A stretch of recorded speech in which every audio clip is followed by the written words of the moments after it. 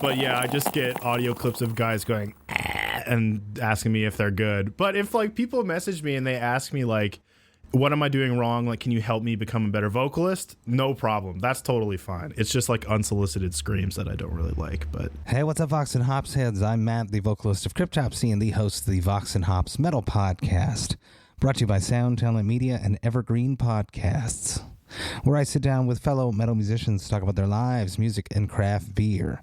I hope that you had a glorious holiday season. I most certainly did.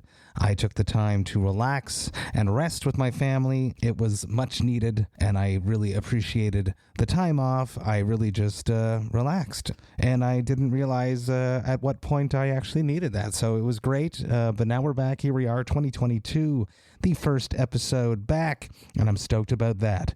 This Vox and Hops episode is presented by Heavy Montreal. Heavy Montreal is Montreal's premier metal promoter. They put on a bunch of sick shows all year long when there isn't a global pandemic. And they also put on one of North America's sickest metal festivals, and that's the absolute truth. Trust me when I say this, because I've played festivals all across the globe, and Heavy Montreal is up there with the best of them. I'm beyond stoked to have them behind the Vox and Hops Metal Podcast. Now, before we jump into today's episode, I'd just like to ask you to follow the Vox and Hops Metal Podcast on the podcast platform of your choice, but I'm also asking you to rate it and write a review. If you're listening to the podcast on Spotify, I'm pleased to tell you that they have just now launched the ratings feature, so you could rate the podcast on Spotify now, and you could also do that on Apple Podcasts too. Now, why do I want you to rate the podcast? Well, you have to imagine that if someone is looking for a new podcast to listen to, what do? They scroll down, they check it out, they want to make sure that this podcast is worth their time, and if it has a bunch of 5-star ratings, well, they're most probably going to give that podcast a chance. So by rating the podcast, you might actually be the person that helps sway someone's decision to become a future Vox and Hops head, and that would be something that I would truly appreciate. Now, in today's episode, I'm with Johnny Ciardullo of AngelMaker, Bastian, and Carcosa. Get ready, everyone. This is Vox and Hops episode number 318. I warn you, what you are about to hear is very disturbing indeed.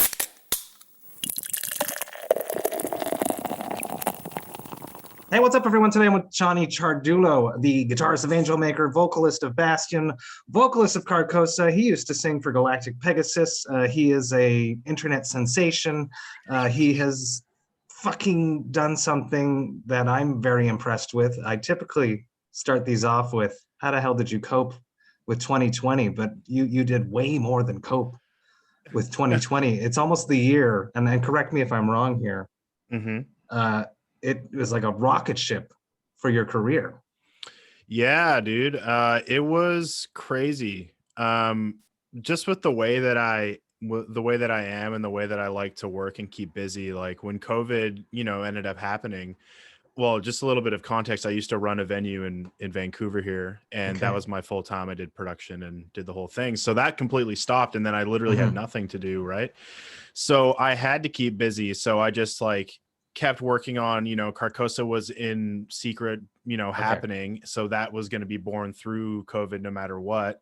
So we had that work going on. And then I was like, well, I just got to keep doing stuff. Like I got to keep doing videos. I got to keep somehow creating content, doing covers, whatever that might be. And yeah, I ended up thriving during the apocalypse, because I had so much time to actually fully focus on what I wanted to do. And it's been, obviously unfortunate because COVID sucks and people are sick and dying and it's not a good time. I just found a bunch of time to do all the work I really wanted to do. And I've basically kind of just made it my job now because of that. So it's pretty crazy. I think it's extremely impressive, to start your Instagram account basically right at the beginning of 2020 to now have 25,000 followers there. Yeah. It's quite impressive. Yeah. Thank you. I don't know. I didn't really I don't want to say I didn't try that hard with Instagram, but I kind of just made it because people wouldn't leave me alone. They were like, start an Instagram, do it, And I was we want to follow you.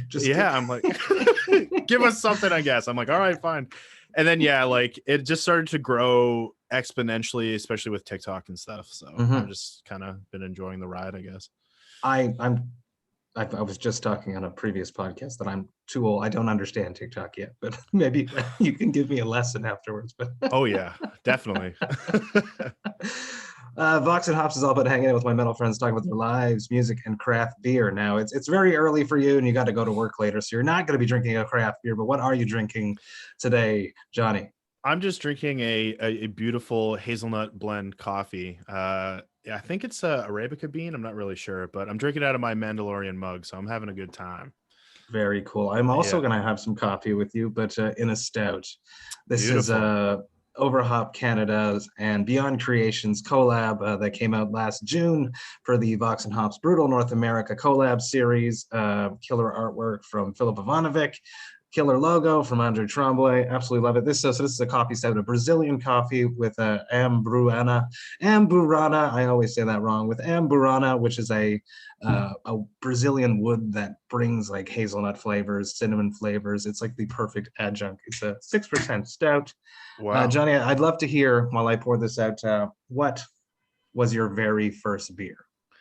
Oh, I think it was like just a Pilsner, like the brand Pilsner. I think that's literally what it was. And it was in like 2008 when I was in grade 8. I'm dating myself, but and we were like just like a bunch of kids in my neighborhood, and we just like literally like took beer from someone's fridge or something and drank it as a kid. But yeah, that was my first one. But my tastes have changed exponentially. I mean, as you get older, you actually like to taste things and not just drink to get blasted. But that's how I feel anyways. What you're drinking sounds really good. It's a killer. Cheers. It's actually the Cheers. last Brewtal North America collab that I had in my fridge, so I'm sort of sad at the same moment. Awesome. It's awesome. It's got that coffee bite. The coffee's from Bonheur, which is a coffee shop just outside of the breweries, in the brewery, same city as the brewery, which is outside of Montreal, called Bonheur. Very, very killer. And it's got that like, because the Ambunana, it really brings like a whole bunch of like woodiness and hazelnuts and cinnamon. It's really, really cool. Solid beer, and Beyond Creation are a killer band. I love it. So awesome. Great band. Craft beer. If you do go out to a craft beer bar, what do you order? What is your? I know that the Vancouver scene is on fire. There's just it's blowing up everywhere, but Vancouver has a whole bunch of really strong breweries as well. Yeah, they have tons. So I don't really like super dark stuff necessarily, although like what you're drinking looks dark and looks great. I would definitely try it, but I definitely prefer like wheat ales or even Radler sours, that kind of stuff. I really like fruit flavoring kind of in my beer if I can help it. There's a really good lemon Radler at Parallel 49, which is one of like the big super craft hyped breweries up here.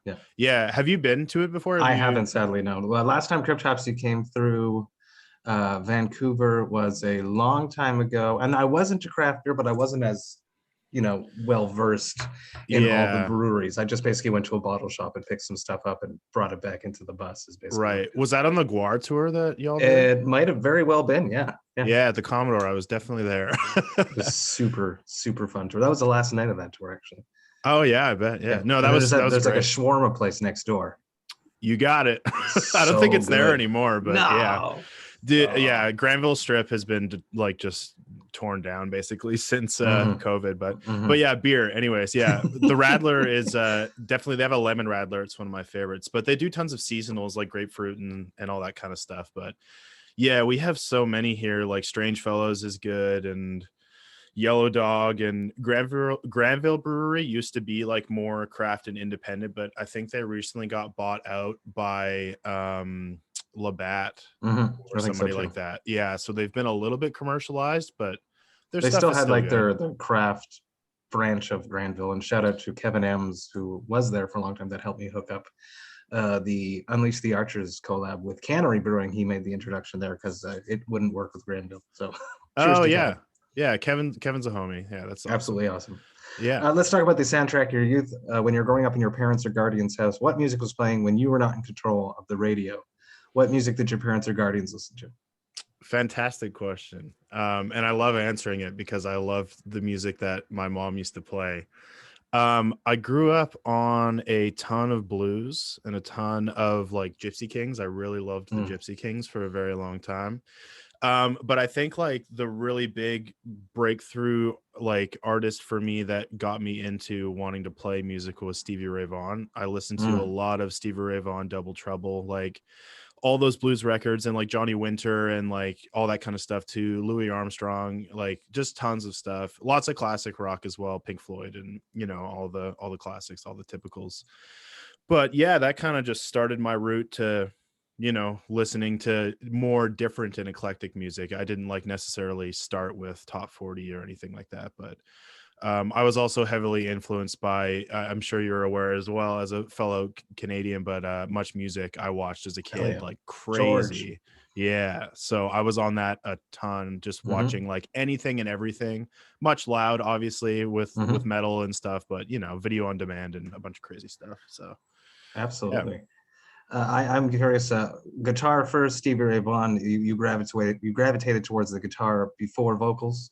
Yes, I'm actually a guitar player first. When I went, I've played guitar my entire life, and when I went to music school, I was a guitar major. But I learned so much about vocals while I was there, just traditional singing and how to sing properly and, you know, not hurt my throat. And in doing that, it kind of carried over to doing screaming vocals as well. So I kind of came out of college being, you know, still playing guitar and writing songs on guitar, but I became very, very enthralled with vocals. But I also went into music school being a guitar major, and I left playing bass because because everybody needs a bass player, man. Like, yes, they do. I went to school and I brought a bass to record, and somebody was like, "Oh, do you play bass?" And I was like, "I mean, kind of." And they're like, "All right." And then I played bass for 8 years. Then I never stopped. Yeah, it was crazy. But I don't do that anymore, so that's fine. You put the bass away. It's finished. I put it away. Yeah, it was good work, but I just, you know, I didn't want to play like country music anymore. You know. No, and you're pretty goddamn busy right now, being a vocalist and a guitarist, and you know, coming up with content all the time, funny content, but yet really well done at the same time. Thank you. Talk to me about shows. Do you remember the first show that you went to go see as a spectator? Yes. So mine isn't like super like I saw System of a Down. I grew up in a very small town in British Columbia called Penticton. It's like right in the interior.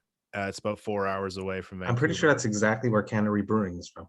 Yes, it is. That's exactly it for sure. Exactly correct. Yeah. My stomping grounds.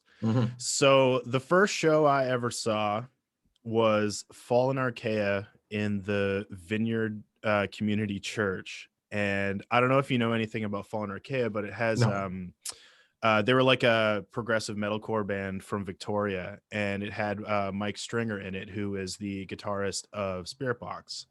So I saw them. That was the first show I ever saw, and it made me, one, love metal, and then two, made me want to play music. So yeah, that would be it. And then, you know, like I said, we didn't really get any shows in the Okanagan, so I only started seeing shows when I moved to Vancouver after college, so years later. Wow. Do you remember your first time on stage? Yeah, it was when I used to collab with a country artist for a long time. So I think it was playing with her at some point, somewhere in Penticton, like a coffee house gig or something like that. Like I did a lot of acoustic gigs and stuff. So probably would have been then. I didn't play a single metal show until I moved here. So pretty How wild. about working for a venue? You mentioned that. What was the name of that venue? What do you miss about that? Oh, I'm going there today, which is crazy because it's been a year and a half, if not more. It's called the Vogue Theater. It's literally right down the street from the Commodore where you would have played. It's right in that entertainment district. The one thing I miss the most about working in a venue is the people that I worked with. I got to meet so many cool people doing that job, and like working on stage with these cool artists, and like working with these really cool tours that would come through, or like up and coming artists that eventually blow up after they play. Like, it's just really dope. I really loved that. And it kind of also forces you to listen to music you would never listen to on your own, because it's just artists that come through, right? So you either love it or you hate it. But I found some really cool bands just from working in a venue. And then I found some that I'll never like, and it made me hate them. But like, it's few and far between. But yeah, I love working in a venue. I'm excited to go back and get stuff going again. It's coming back. The question is going to be, how are you going to do it all? How are you going to keep everything going? Good question. That you have built and then still go back. I'm pretty good at workload. Like I have like a really strict schedule I like to follow that I create for myself so that I don't, one, burn myself out, and two, give everything that I'm involved in the proper attention that it deserves. Like I've always played in multiple bands, especially moving to Vancouver. I became like a yes man. And if anybody needed me for something, I would be like, yeah, for sure.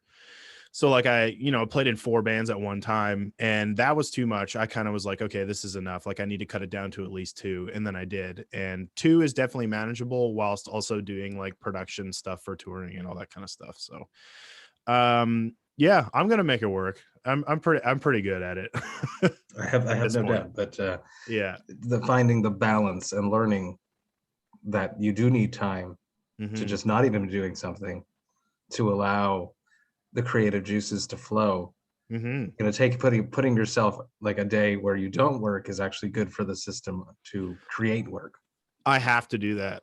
Like I need to have 1 or 2 days a week where I just chill and I don't think about music, let my creativeness build back up so I can just shoot it out again.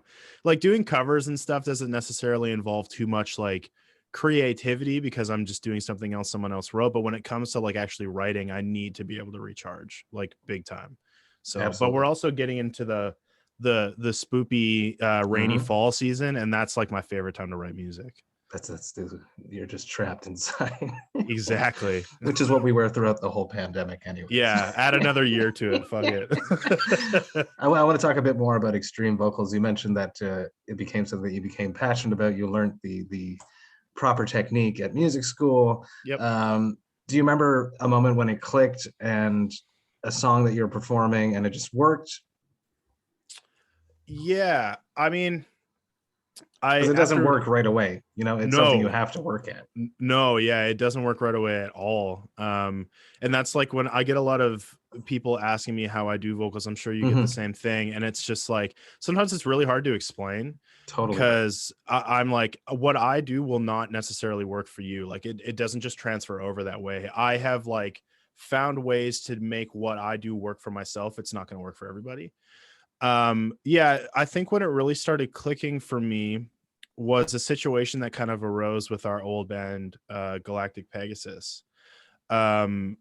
We were parting ways with our old vocalist, and the reason why we were doing that was because we really weren't clicking, and it was like not a fun environment for anybody. So we, yeah, exactly. You're basically a family. It's a business together. You want to all be able to work together, and it really wasn't working. And a lot of the members were very distraught, and they weren't having fun anymore. So what we decided was like, we'll keep the core group of us, the 4 of us, which eventually became Carcosa. And let's just, be happy writing music together. And in that, we didn't want to bring another person into the fold. So I was like, you know what? I'm going to give vocals a try. Like, I'm just going to try and do it more now. Like, I was doing it, like doing covers and stuff, but I hadn't actually fully gone into like, I'm going to write music for my band. And then when I did that, it kind of put me in like a pressure situation. And I ended up just like finding out things about myself that I didn't know I could do. Like I started suiting my voice to the music that we wrote, and then it created just like crazy noises and stuff. So I would say that was probably the time when I was like, all right, I can do this now. Like I think I can make something out of this. This is not that long ago. So this is really interesting. Yeah. It's 4 years ago, maybe 3. Yeah. Prolific vocalist, so many voices, clean singing, everything. You're the full package, and you play guitar. It's just, I'm very impressed. Thanks. But it is very, very hard to teach someone else how to do it. I agree. David, Extreme Vocal Institute is probably one of the best out there right now, of just making it seem so simple and breaking it down so that it is simple. 100%. Has he broken down your vocals before? Have you asked him to? No, I haven't actually. No, that'd be cool, actually. It's interesting just for other people who actually like know what they're doing to tell you what you're doing. You're like, whoa, no way. It's super trippy. I had him on the podcast, he said, but we had a good chat. Mary Z is another great one out there. That's from Voice Hacks. That really breaks it down and makes it very clear and understandable for everyone. But for myself, I tried to give vocal lessons a few years ago, probably almost 10 years ago. I would do one lesson and I'd be like, you're good. Just do that. I can't teach. I'm not good at it, man. I'm really not. I wish I was, because I could probably monetize it. But I don't, I'm not very good at telling people what to do. I can tell you how to like warm up safely, but when it comes to like the actual technical aspect, I'm like, I don't know, just copy people and see what happens. Whatever works for you, right? But find your own voice. That's important. Exactly. Find your own voice. I want to talk about your social media presence. Just running the socials for the podcast, I know that it's tiresome. It's time consuming. It takes a lot of time, but now you seem to have mastered it. I mentioned earlier, you launched Instagram beginning of 2020. Here we are, less than 2 years later, 25,000 followers. TikTok has exploded. Forbes did a goddamn article about Carcosa calling you guys the breakthrough TikTok band. Dude. You got thousands of views on your covers. Just you're having fun with your friend. Yeah. And killing it. Just so much fun with Andrew doing, the breakdown call out videos. I can just picture you guys drinking beer, coming up with these ideas, and then it works. So take me to the mindset of when you guys started this. Was it planned, or did it just happen? And then once it did happen, how did you keep it up, or how do you keep it up? It's a good question. First and foremost, I have to thank and shout out Andrew Bana, obviously YouTuber, guitarist of Carcosa, more than anybody, because really why I have a strong social media presence is because I learned a lot from him. And he's been doing the YouTube game for 10 plus years, right? And he just was grinding away, trying to build up a following, and he did, and it's his full-time job. But while I got to know him, I learned some tips and tricks, and even just being associated with him and his videos also helped as well. It kind of put me on the map, for lack of a better term, right? But the TikTok stuff, it was just like dumb luck almost. Like, we work hard and we make sure like we're set up, but at the same time it's just like throwing shit at a wall and seeing what sticks. Like, we were doing those breakdown call outs on YouTube almost a full year before we ever posted them on TikTok. Like, we were doing way longer forms, like quite long. And people on YouTube were like, this is funny, I guess. Like, they didn't really care, right? But TikTok is like the perfect format for that, because you can do it in a short form. It's bite-sized.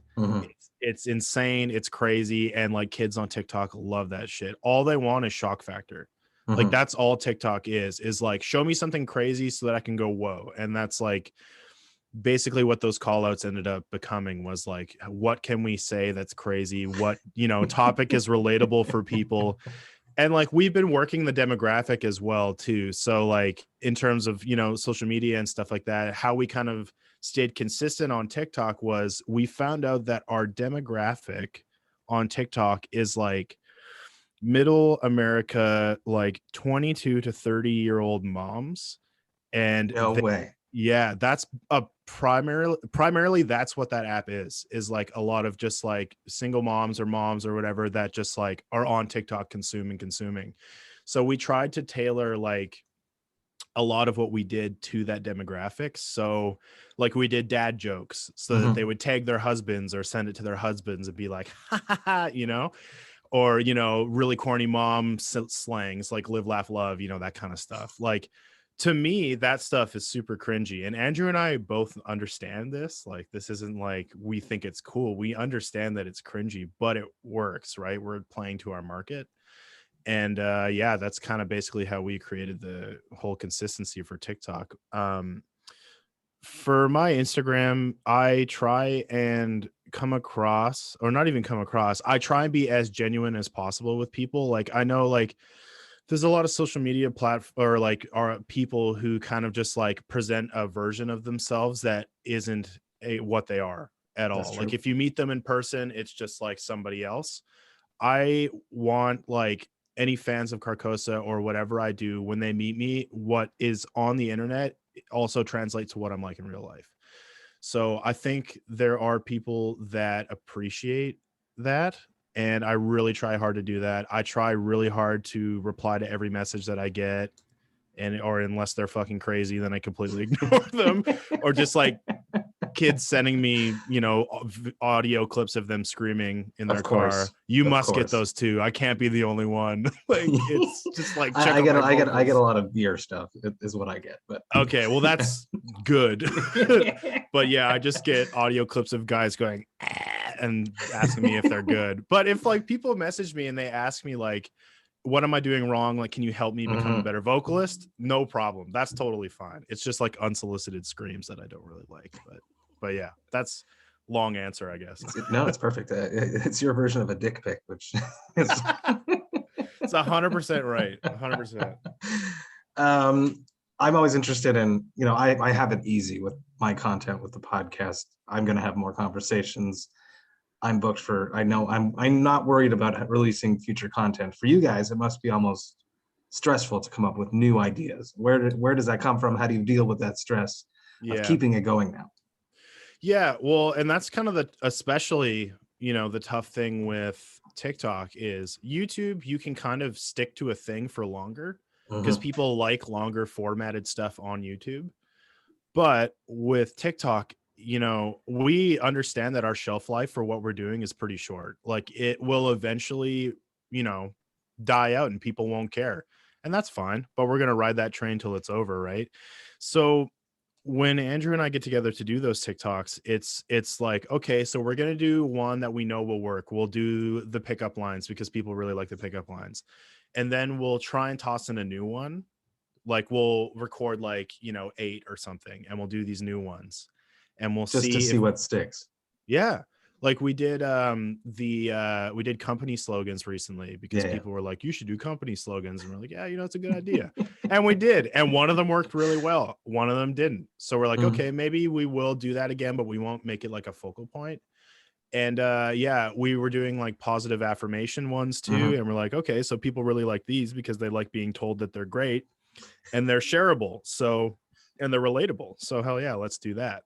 But I know Andrew stresses about it a lot because, he had a lot of really good video ideas that worked for him for a long time. And then they phase out and he has to try and find something new, and for him or both of us now, but it's our livelihoods, right? So we really have to like basically stick on top of trends, like what is working. For a long time, Bana and I were doing, Pop Goes Metal covers. Like we were doing them like crazy, basically ran that mill as dry as it could possibly go. And yeah, now I don't know, just stuff changes so frequently. I don't know, we've been covering like video game music because like the crazy thing with video game music is there's no copyright claim on any of it because it's free use. Really? So you can, I didn't know that. Yeah, so you can make like, straight up revenue off of that stuff, which Andrew's been doing quite a bit, which is smart.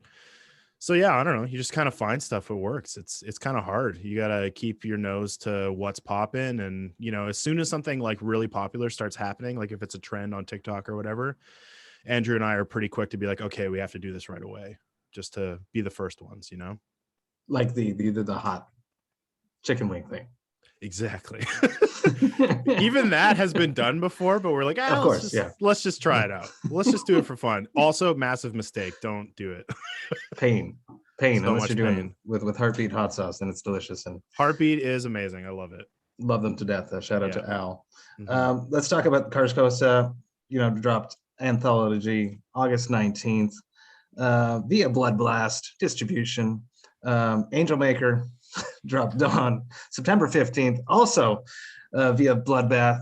My whole mindset here is Cryptops, who was independent from 2012 until just recently. I'm curious as to why you guys, both your projects basically, have decided to just get distribution deals and not be on a label. Right. We've definitely had offers from some awesome labels. But the big thing for us is we really want to retain our masters.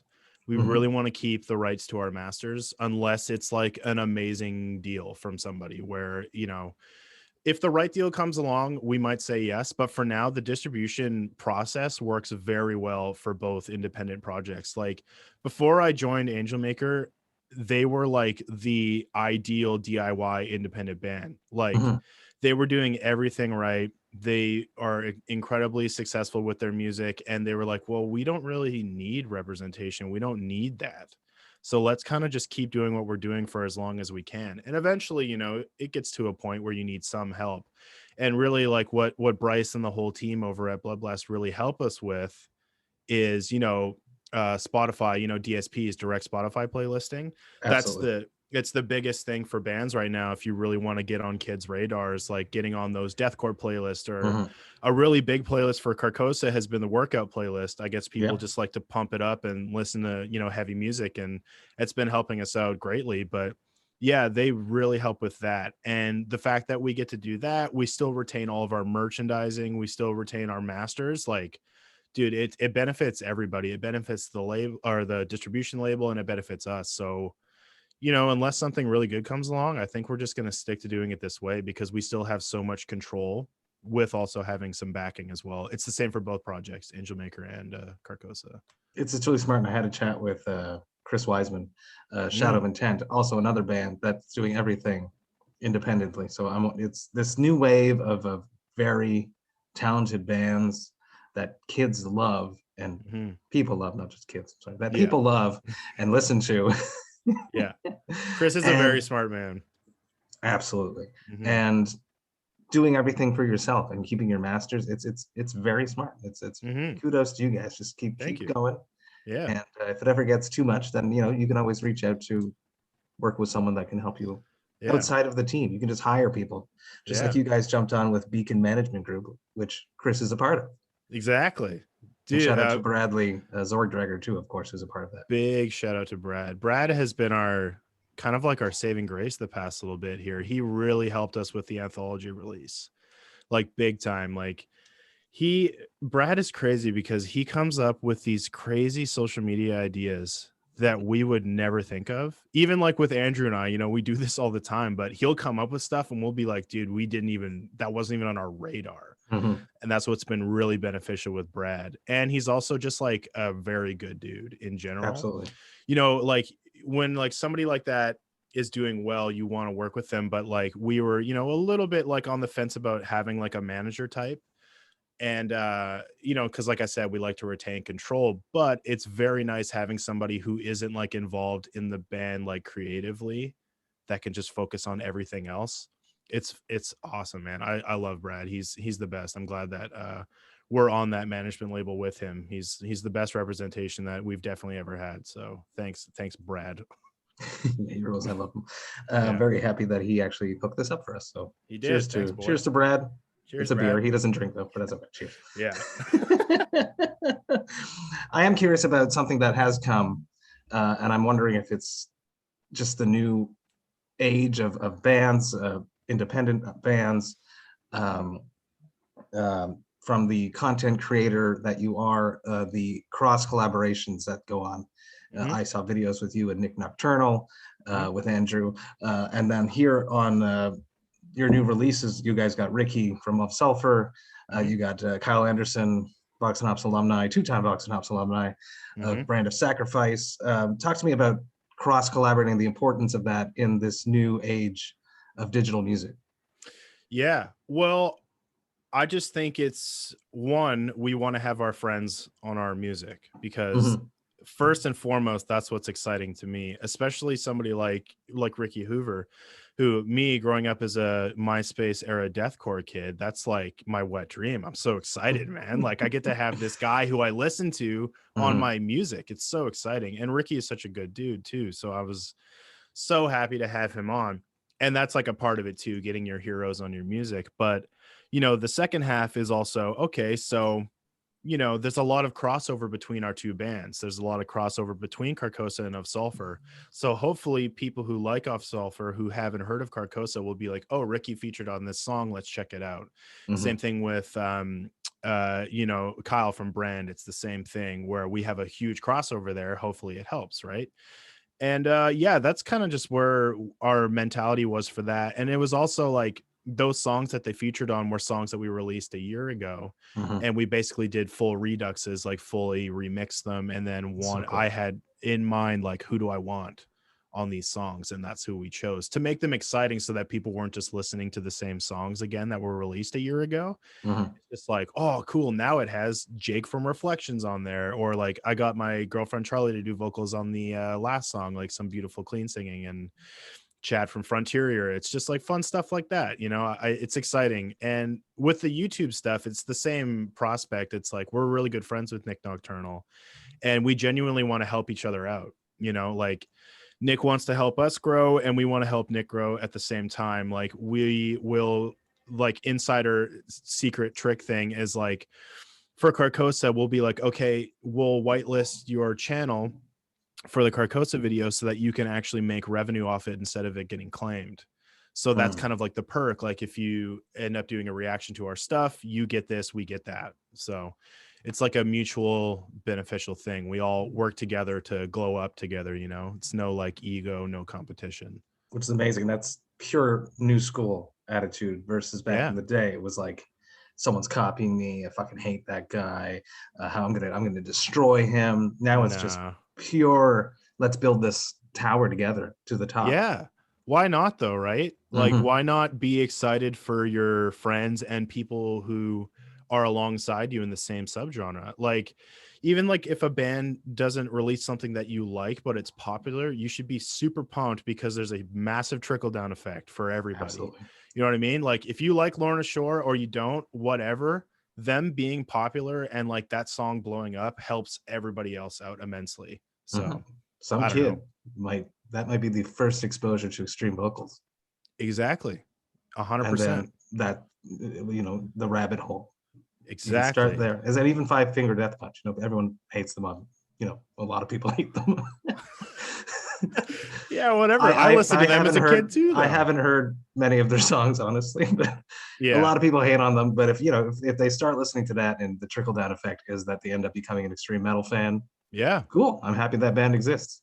It's what happened to me. I started with bands like that, even Five Finger Death Punch and like Killswitch Engage, and then I went on to bands like yours, and I was like, all right, here we go.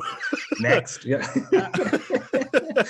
Let's talk about, if you could, hopefully it's coming up soon, a tour. Carcosa, what's going on there? If you could pick like a dream tour to put your band in front of the perfect crowd for you to explode, what would be that tour? Let's say like a 4-band package, you guys being on that one package. Of the 4? So, exactly.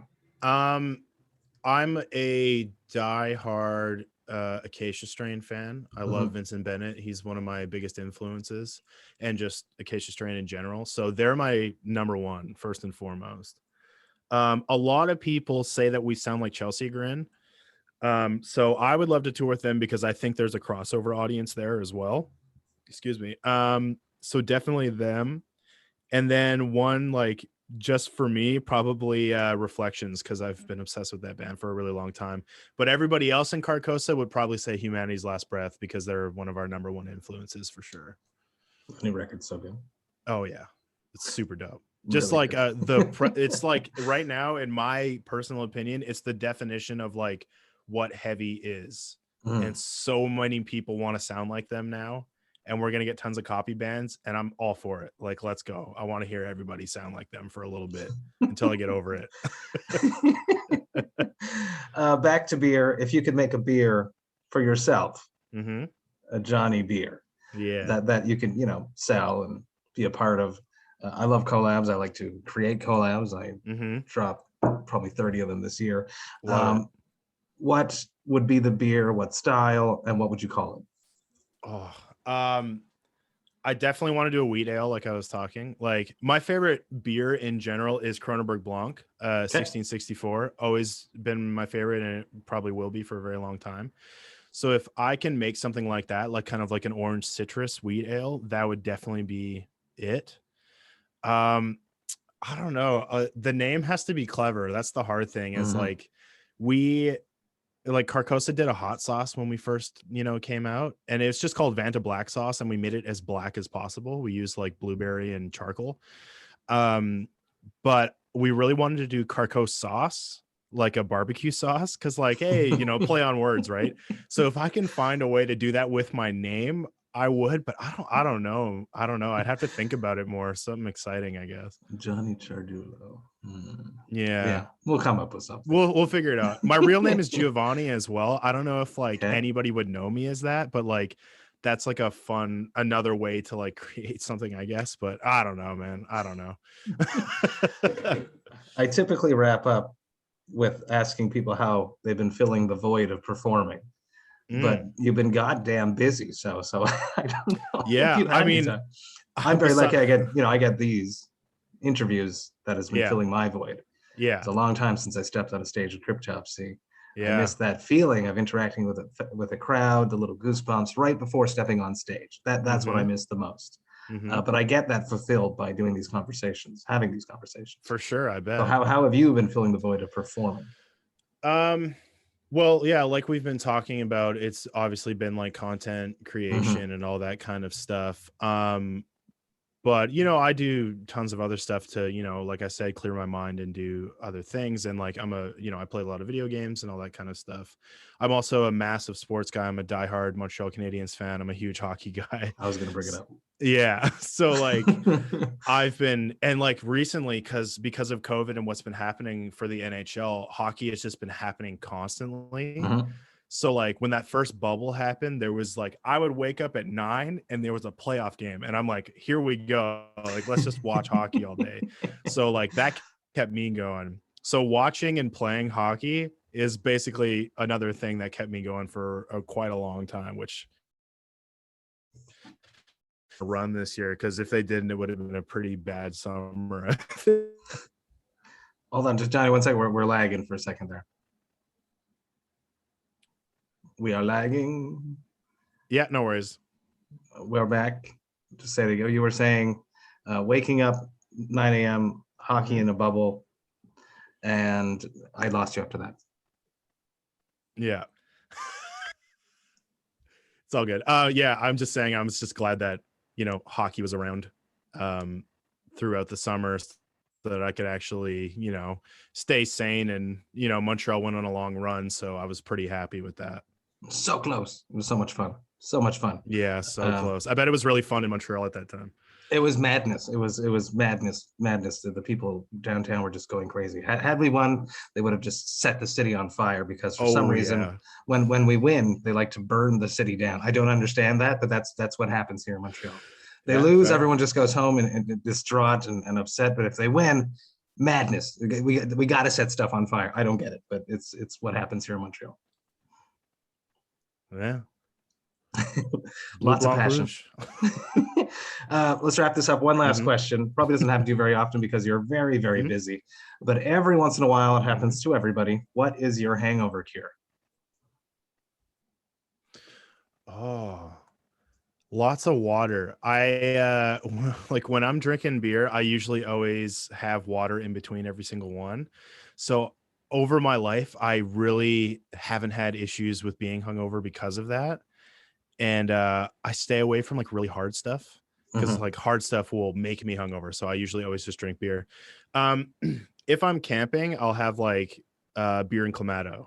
Like that's like the hangover cure is that, or like a Caesar, like literally combating the hangover with another alcoholic drink. But yeah, coffee, really. Just wake up and drink coffee, and then also mix that in with water so I'm not extra dehydrated, because, you know, coffee does that to you. Yes. But yeah, that's about it. I'm lucky, man. I don't really get that hungover. I'm very, very lucky. Johnny, thank you so much for taking the time, having a chat with me, talking about your life, music, and craft beer. I had a blast. The sky is the limit with where you're at. I'm excited to watch your career just keep taking off. I'll be there when you come through Montreal. Come say hi to me if I'm ever in Vancouver and you're in town, because we're going to have a good time. Johnny, thank you so much. Cheers. Hey, thank you so much. Thank you. This has been awesome. Thank you. Hey, thank thank you all so much for listening right to the end. You know that I love and appreciate that. Man, did I ever have a blast connecting with Johnny. I'm just so god darn impressed with this guy. I absolutely love his work ethic. I love his content. On top of that, he's a sick musician. What is there not to like? I love it just so much. Since we recorded this episode, he's now up to 27,000 followers on Instagram. And I'm just god darn impressed. Massive shout outs and massive cheers to Johnny for taking the time to hang out with me. I'm very excited to see what you come up with next, my friend. Now, if you enjoyed this Vox and Hops episode, you should sign up to the Vox and Hops Metal Podcast's mailing list. You can do that on my website, voxandhops.com. That's VOXANDHOPS.com. And when you do that, you shall receive one email a week containing all of the details of everything that has happened throughout the past week in the world of the Vox and Hops Metal Podcast, including all the details for any episodes which I dropped throughout that past week, if I've been a guest on someone else's podcast, as well as any pertinent information for any new projects I have in the works before I announce them to the public. You will see the album reviews that my album review crew have dropped that week, as well as the brand new albums that have been added to the Brewtal Awakenings playlist, which is curated by my man Jerry Monk, the metal architect himself, and is available on both Apple Music and Spotify. Now, there's just so much going on in the world of the Vox and Hops Metal Podcast. I would hate for you to miss a single thing, so please sign up to the mailing list. The Vox and Hops Metal Podcast is brought to you by Soundtalent Media and Evergreen Podcasts. I hope you have a glorious rest of the week. I will be back next week with one episode on Tuesday, but until then, remember to enjoy life, metal, and craft beer. Cheers, Vox and Hops heads.